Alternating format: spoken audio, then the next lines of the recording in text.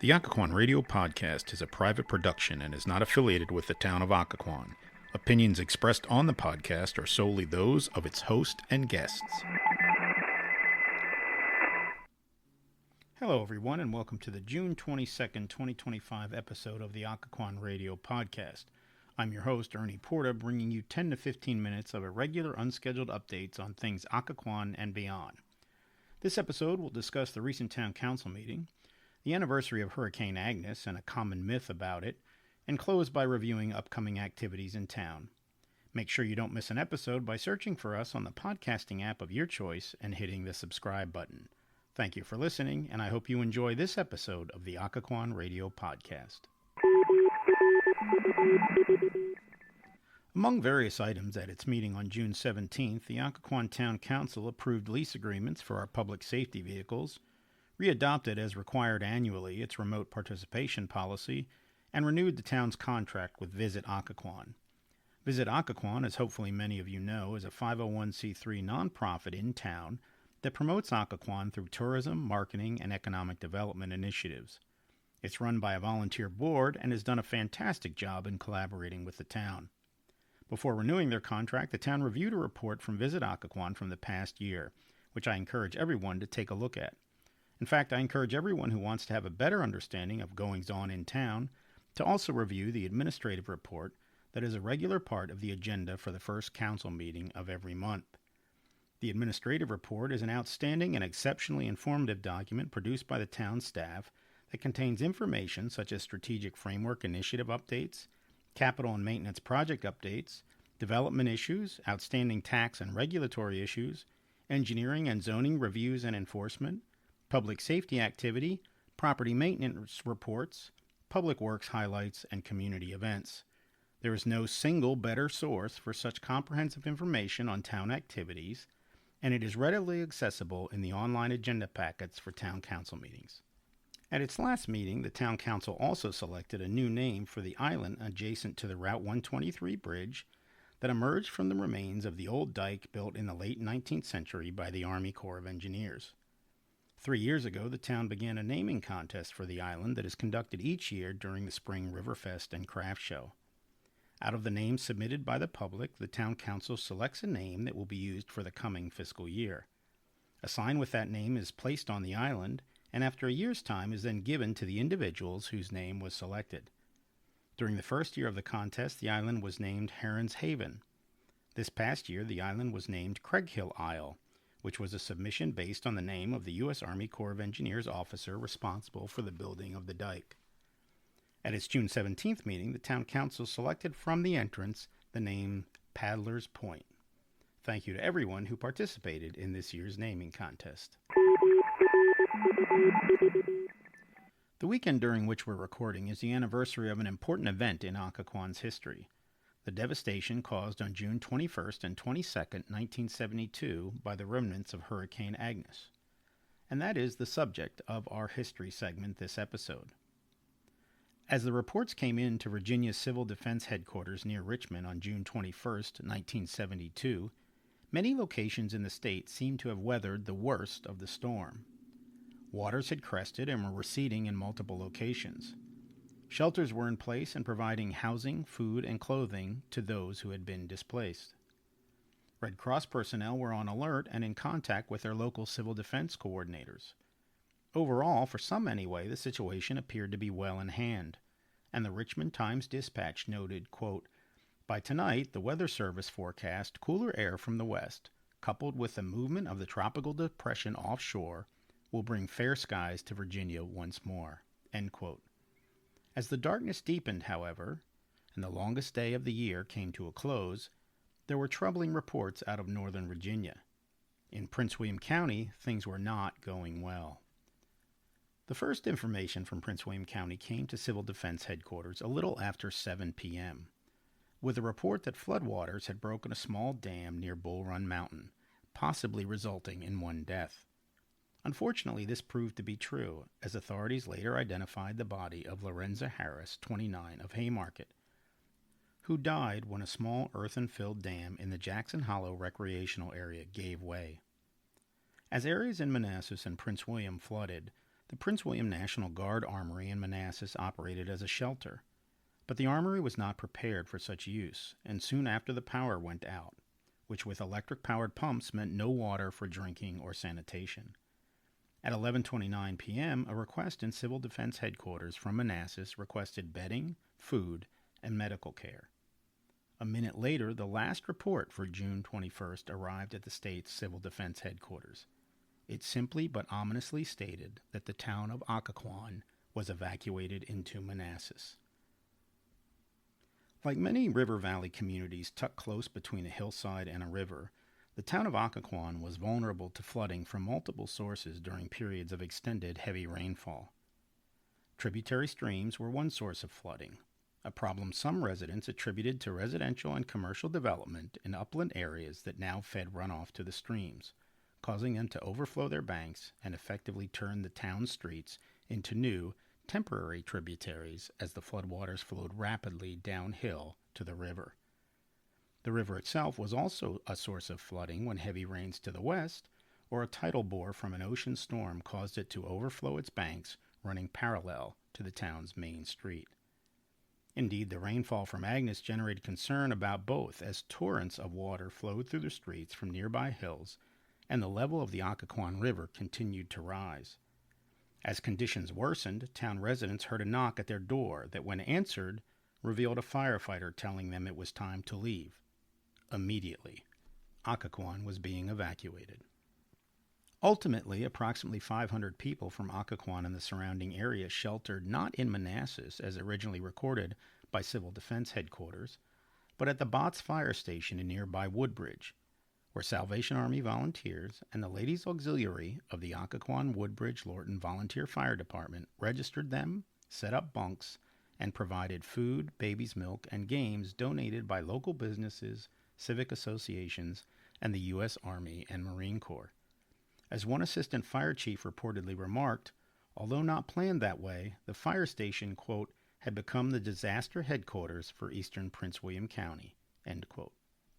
But as troubling as the potential for flood damage from the streams and river was, the issue of most serious concern for the town of Occoquan in the late evening hours of June 21st was neither the tributary streams nor the river, but instead the threat from the Occoquan Dam. Located about a mile to the west of the town, the then 55-foot-high dam creates the Occoquan Reservoir that provided drinking water for what was then the rapidly growing communities of northern Virginia. The structure, however, was not a flood-control dam. At its north end there is a spillway, but there have never been sluice gates to regulate the flow of water. Shortly after midnight, at 12:18 a.m. on June 22nd, the National Guard reported that the Occoquan Dam might break. To make matters worse, less than 15 minutes later, an ambiguous report arrived in Civil Defense Headquarters from the state police. Interstate 95 remained open to the District of Columbia, according to the report, but there was, quote, mention of a problem of a barge against a bridge somewhere along I-95, end quote, with the location of the barge unknown. Just before 1 a.m., the state police reported the closure of I-95 and U.S. Route 1 in Prince William County. Chief Tommy Furr of the Occoquan Woodbridge Lorton Volunteer Fire Department had been involved in aiding 3 men who had ignored a roadblock on U.S. Route 1, tied together with others and wading into the swift waters to perform the rescue. According to reports, he happened to be in the town of Occoquan when he witnessed a barge break loose, crash into a larger boat and a dock, upending the former and destroying the latter, and then continued downstream. Worried about it potentially damaging the downriver I-95 bridge, he sent a team to close off the interstate. Men from the fire department were on the bridge when the barge struck, generating a tremendous thump and causing the pillars of the bridge to vibrate. A press account characterized the barge impact on the bridge as, quote, tilting it precariously, end quote, and another claimed authorities said the bridge was, quote, damaged significantly and may go out, end quote. Sometime between the late morning and early afternoon, the 94-year-old one-lane Route 123 bridge that spanned the Occoquan River and brought Route 123 through the main streets of Occoquan and which the town had for over a year successfully fought so hard to save from demolition, succumbed to the floodwaters coming over the dam. So also had the high service line that distributed water to Prince William County. As floodwaters inundated low-lying areas of the town along its main street, boats came unmoored from a marina, where Gaslight Landing is today, and floated into the river and through the streets of town, as did coffins from a flooded funeral home. At 4:30 in the afternoon, reports arrived in Civil Defense Headquarters noting that 29 men from the Army Corps of Engineers at Fort Belvoir in Fairfax County had been sent to sandbag and reinforce the face of the Occoquan Dam, over which 10 feet of water still continued to flow. Some of these soldiers from the 11th Engineer Battalion had been working throughout the night installing boat bridges and rescuing stranded individuals in Fairfax County and Alexandria. Now they worked on the Occoquan Dam, assisted by local firemen and Marines. State police at the Culpeper District reported that they had been told by officers on the scene that the dam could break, quote, any minute, end quote. That was June 21st and 22nd, 1972, in the town of Occoquan. We'll discuss the aftermath of Agnes in a future podcast episode. In the meantime, if you're interested in seeing photographs of the arrival of Agnes in Occoquan, visit the Occoquan Millhouse Museum, operated by the Occoquan Historical Society, at 413 Mill Street in the town of Occoquan.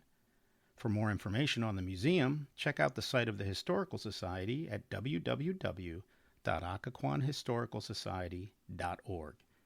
And if you're interested in Hurricane Agnes more generally, and particularly its impact on Virginia, including Occoquan and Prince William County, please consider checking out my book, Hurricane Agnes in Virginia, published by the History Press last year. You can purchase it at the Millhouse Museum, at Hitchcock Paper in the town of Occoquan, online at Amazon and Barnes & Noble, and at fine bookstores everywhere.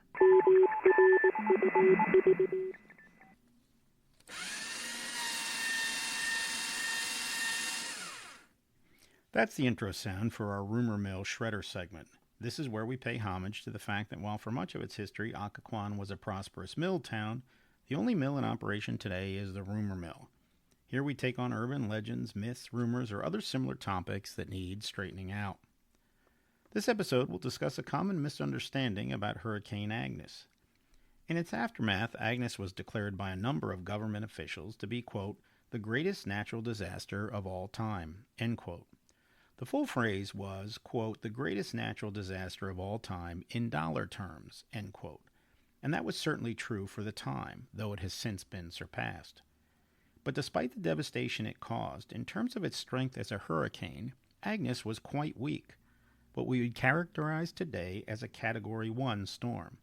And even then, it only qualified as such a storm for a very short time.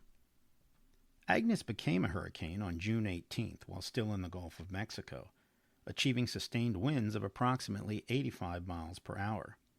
But it weakened quickly as it approached landfall, with the director of the National Hurricane Center reportedly describing it as, quote, big, flat nothingness, end quote.